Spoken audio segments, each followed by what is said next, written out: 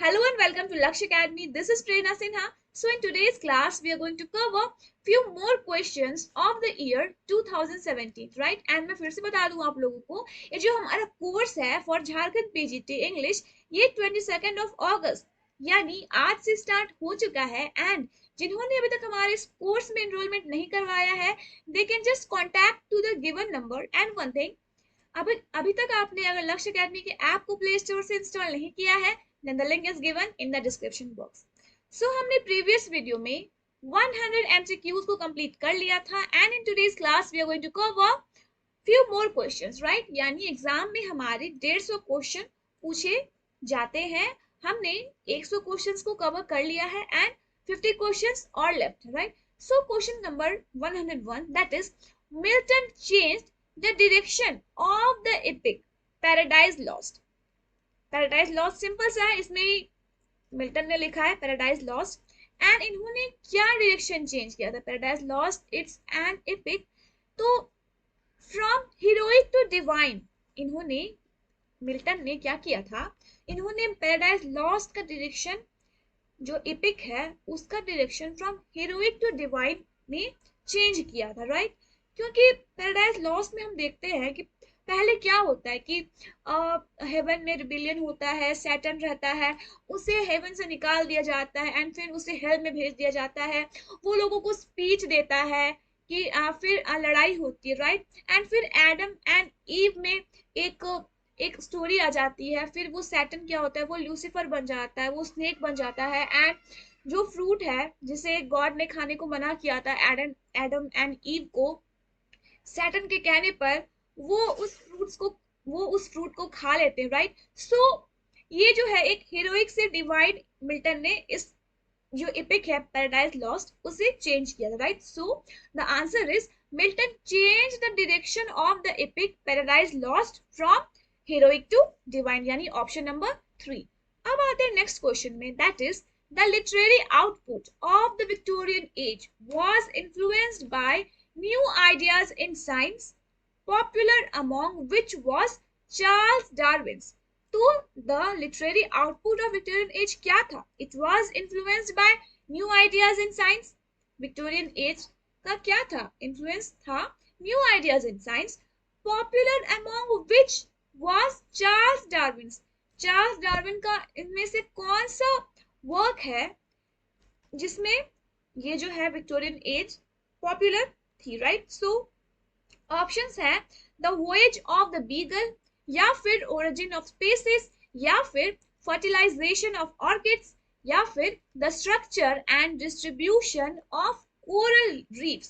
So the answer is origin of species. ये जो Charles Darwin का एक वर्क है that is origin of species. So मैंने अपनी स्लाइड में ओरिजिन ऑफ स्पीसीज के बारे में कुछ डाल रखा है, so let's see, that is On the origin of species, और more completely, ये इसका फुल टाइटल है, नोट डाउन कर लीजिएगा, ये फुल टाइटल है On the origin of species, on the origin of species by means of natural selection or the preservation of favored races in the struggle of life। ये इसका full title है, याद रखिएगा, right? Published on 24 November 1859। It's a work of scientific literature by Charles Darwin। ये एक scientific literature work है, यानी एक scientific literature का work है by Charles Darwin, that is considered to be the foundation of the evolutionary biology, right? Darwin's book introduced the scientific theory that populations evolve over the course of generations through a process of natural selection, right? The book presented a body of evidence that the diversity of life arose by common descent through a branching pattern of evolution, right? Simple, ये सारी चीजें मैं आप लोगों को बस simple से आप लोगों को याद रखना है कि on the origin of species, इसका फुल टाइटल है on the origin of species by means of natural selection on the preservation of favored races in the struggle of life. It's a scientific literature work by Charles Darwin, right? And in this book, Darwin introduced scientific theory that population evolve over the course of generation through a process of natural selection, right? Only ये सारी चीजें important है, नीचे की चीजें उतनी important नहीं है, राइट? सो हमें सिर्फ याद रखना है कि origin of species by Charles Darwin, right? तो ऑप्शन में क्या है?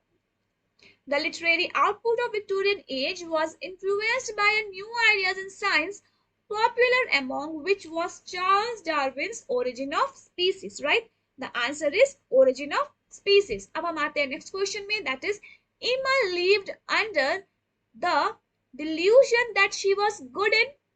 Delusion मतलब क्या होता है? भ्रम, हिंदी में हमें भ्रम कहते हैं इसको।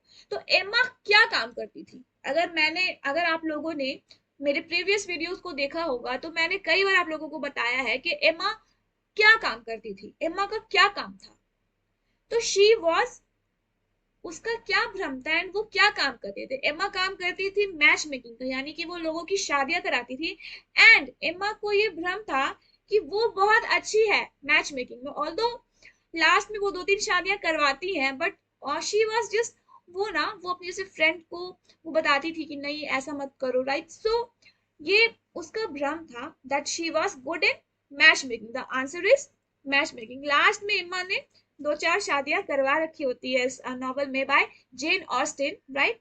सो ये मैं अब राइटर्स के नाम नहीं बता रही आप लोगों को, because we are going to an end, यानी कि अब हम क्वेश्चंस खत्म करने वाले हैं। And these are basic question जो मैंने प्रीवियस वीडियो में आप लोगों को बता रखा है कि एम्मा किसने लिखा है, तो जेन ऑस्टिन ने लिखा है। सो दीज आर ना आप लोगों को जस्ट याद रखना चाहिए, राइट? सो हम आते हैं नेक्स्ट क्वेश्चन में, that is Milton has composed the magnificent epic of Paradise lost. अब पैराडाइज लॉस्ट के बारे में देखिए, पैराडाइज लॉस्ट से काफी क्वेश्चन पूछे जा रहे हैं, सो हमें फोकस करना है पैराडाइज लॉस्ट में, right? So Milton has composed the magnificent epic of Paradise Lost in rhyme verse या फिर अनराइम्ड वर्स या फिर अनराइम्ड आयम्बिक पेंटामीटर या फिर फ्री वर्स या फिर English heroic verse without rhyme. So the answer is English heroic verse without rhyme. तो क्या होगा? Milton has composed the magnificent epic of Paradise Lost in English heroic verse without rhyme, right? It is an English heroic verse without rhyme. अब हम आते हैं next question में, that is dash is considered to be the prophet and censor of the 19th century. Who is considered to be the prophet and censor of the 19th century? क्या वो Lord Alfred Tennyson थे, क्या वो Thomas Carlyle थे, या फिर वो Ruskin थे, या फिर वो स्विनबोर्न थे, राइट? कौन थे? इसमें से कौन सा ऑप्शन होगा, right? So the option is Thomas Carlyle. याद रखिएगा इनका full name, Thomas Carlyle. And मैं आपको बता दूं ये बहुत ही इन्फ्लुएंशियल पर्सन थे इन द 19th सेंचुरी। ये बहुत इन्फ्लुएंस थे 19th सेंचुरी में, इसीलिए इन्हें क्या कंसीडर किया जाता है? To be the profit and censor of the 19th century. So answer क्या होगा? It was Thomas Carlyle who is considered to be the prophet and censor of the 19th century, right? अब हम आते हैं next question में, that is the theme of the novel Jude the obscure. Jude the obscure किसने लिखा था? It was Thomas Hardy या फिर it is Thomas Hardy। And इसका थीम क्या है? क्या इसका theme social exploitation of the middle class by the upper class है, या फिर social problem of marriage in the Victorian England, या फिर social problem of marriage, education and employment of Victorian England, या फिर social problem of church of Victorian England? क्या है? Jude the obscure by Thomas Hardy, इसका main theme क्या है? And जूड the obscure के बारे में शायद आप लोगों को पता होना चाहिए कि it was the last completed work by Thomas Hardy. ये थॉमस हार्डी का लास्ट कंप्लीटेड नॉवेल था, राइट? सो इसका आंसर होगा social problems of marriage, education and employment of Victorian England, यानी कि ऑप्शन नंबर 3। तो जस्ट मैंने स्लाइड में डाल रखा है, ये बहुत ज्यादा इंपॉर्टेंट नहीं है, बट ये मैंने आप लोगों की जस्ट नॉलेज के लिए डाल रखा है। That is Jude the obscure is a novel by Thomas Hardy, right, which began as a magazine serial in December 1894. It was first published in book form in 1895. Though the title page says 1896. It is Hardy's last completed novel. मैंने बताया कि ये Hardy का last completed novel था. The protagonist Jude Foley is a working class young man. He is stone mason who dreams of becoming a scholar, right? The other main character is his cousin Sue Bridehead, who is also his central love interest. The novel is concerned in particular with issues of class, education, religion, morality and marriage. ये जो जूड है ये एक working class young man है, वो एक stone Mason, right? And उसका क्या, जब उसकी शादी टूट जाती है, राइट, सो वो क्या, उसका सपना रहता है कि वो एक पढ़ा लिखा इंसान बने, वो पढ़ लिख करके कुछ करे. एंड वो क्रिसमस में ये तय करता है कि नहीं, उसे एजुकेशन की तरफ जाना चाहिए, राइट? सो इससे रिलेटेड एक और क्वेश्चन पीवाईक्यू में पूछा जा चुका है, अगर आप लोगों ने देखा होगा. So you will be able to understand the character of Jude Fawley, right? So अब हम आते हैं नेक्स्ट क्वेश्चन में, दैट इज, तो द थीम क्या था? जूड द ऑब्सक्योर का थीम था social problems of marriage, education and employment of Victorian England, यानी कि ऑप्शन नंबर 3. अब हम आते हैं नेक्स्ट क्वेश्चन में, that is Jude the obscure marks the peak of Hardy's dash and deterministic philosophy. Jude the Obscure marks the peak of Hardy's gloom and deterministic philosophy. यहाँ पे क्या होगा? ग्लूम होगा, यानी कि option number 3 that is gloom, right? अब हम आते हैं नेक्स्ट क्वेश्चन में, that is speaking about dash Charles Dickens declared of all my books I like this the best. किस बुक के बारे में यहाँ पे चार्ल्स डिकेंस बता रहे हैं? कौन से बुक के बारे में यहाँ पे इस क्वेश्चन में बताया जा रहा है? क्या वो पिकविक पेपर्स है, क्या वो डेविड कॉपरफील्ड है, या फिर निकोलस निकलबाय, या फिर Oliver twist? So in this question, that is all of all my books I like this the best, he is speaking about David Copperfield.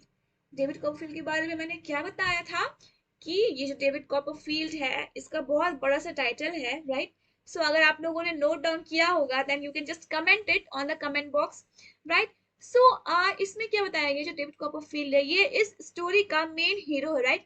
And ये अपनी इन्फेंसी से लेकर के मैच्योरिटी तक की जर्नी के बारे में बताता है, ईच एंड एवरीथिंग. ये जो वर्क है चार्ल्स डिकेंस का, डेविड कॉपरफील्ड, ये जो डेविड कॉपरफील्ड है वो अपनी चाइल्ड इन्फेंसी टू मैच्योरिटी तक की जर्नी को वो बताता है, राइट?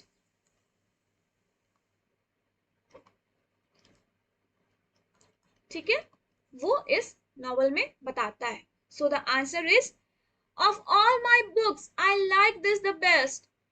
इन दिस, ये जो लाइंस कही गई हैं फॉर डेविड कॉपरफील्ड, किसने कही है? चार्ल्स डिकेंस ने कही है. अब हम आते हैं नेक्स्ट क्वेश्चन में, that is match the writers with their works. So D H. Lawrence है, टी.एस. एलियट है, Edmund Burke, Samuel Johnson, and कुछ बुक्स के नाम दिए गए हैं, that is four quartets, son and lovers, lives of poets, या of the sublime and beautiful. So अब हम स्टार्ट करते हैं मैच करना, राइट? So D H. लॉरेंस, तो डी.एच. लॉरेंस का कौन सा वर्क है? ये है sons and Lovers. D H. Lawrence ने लिखा है sons and lovers. T S. Eliot का वर्क है ऑफ फोर क्वार्टेट्स. ये जो वर्क है ऑफ फोर क्वार्टेट्स ये लिखा है टी.एस. एलियट ने. एंड एडमंड ब्रूक, इन्होंने कौन सा वर्क लिखा है?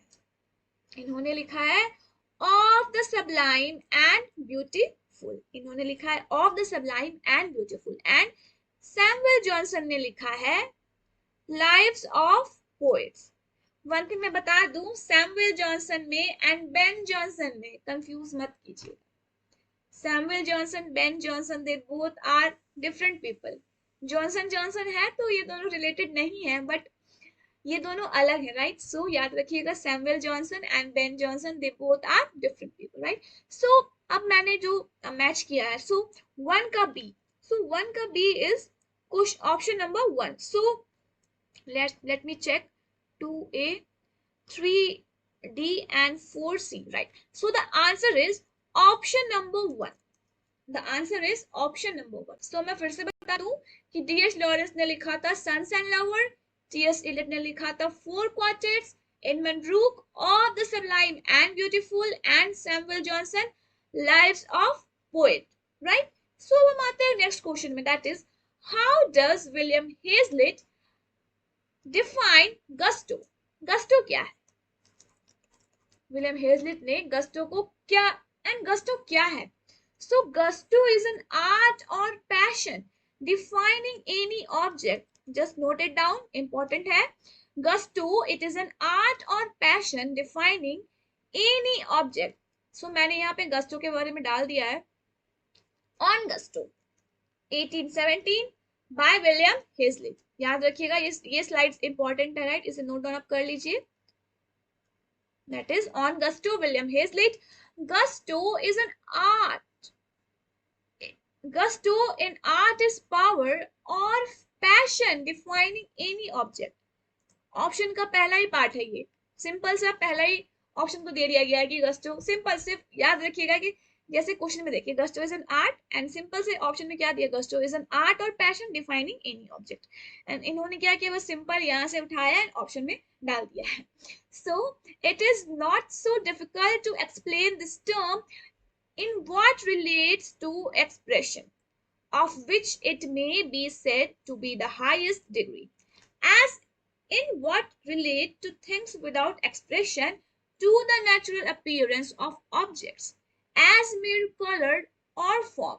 In one sense, however, there is hardly any object entirely devoid of expression without some character of power belonging to it, some precise association with pleasure or pain, and it is in giving this truth of character from the truth of feeling, whether in the highest or lowest degree, but always in the highest degree of which the subject is capable, that gusto consists. Simple याद रखना है, gusto क्या है? gusto ये बस ये चीज important है, पूरी लाइन इंपॉर्टेंट नहीं है.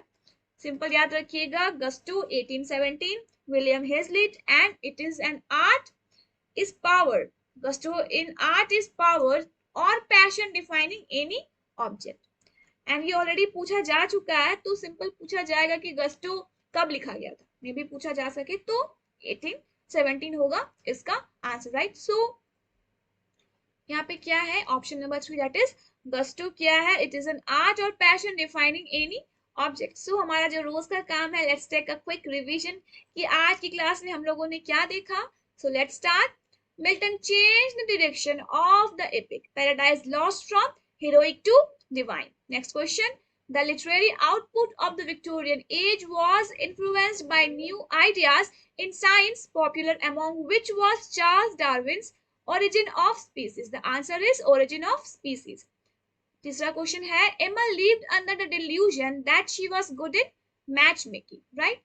अब हम आते हैं 104th क्वेश्चन में, that is Milton has composed the magnificent epic of Paradise Lost in English heroic words without rhyme. Next question. Thomas Carlyle is considered to be the prophet and censor of the 19th century. The theme of the novel Jude Obscure is social problem of marriage, education, and employment of Victorian England.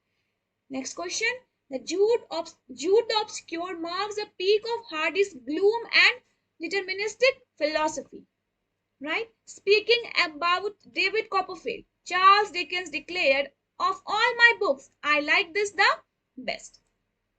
यहाँ पे match the following है, तो T.S.. Lawrence ने लिखा है sons and lovers, T S. Eliot ने लिखा है फोर क्वार्टेट्स, एडमंड ब्रूक ने लिखा है of the sublime and beautiful, and Samuel Johnson ने लिखा है lives of poet. Now coming to the next question, that is gusto क्या है?